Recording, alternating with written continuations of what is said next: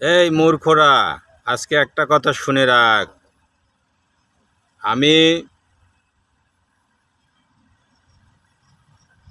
24 বছর একটা সুসংগঠিত দলের সাথে ছিলাম এবং সেখানে আমি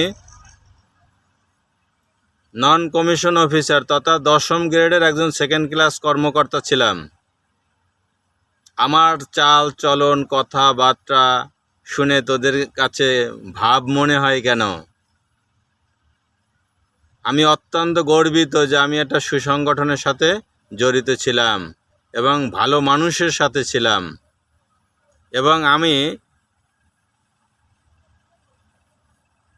কারো ক্ষতি জীবনে করি নাই, পারলে একজনের উপকার করেছি। সেই নীতিতেই বিশ্বাসী আজও আছি। একটা কথা শুনে রাখো, আমার যারা শুভাকাঙ্ক্ষী আছো, ভিউয়ার্স আছো, প্রতিটা মানুষের উচিত সুন্দর একটা পরিচয় তৈরি করা। প্রতিটা মানুষ যদি সুন্দর একটা পরিচয় তৈরি করতে পারে তখন তার জীবন অনেক সুন্দর হয়।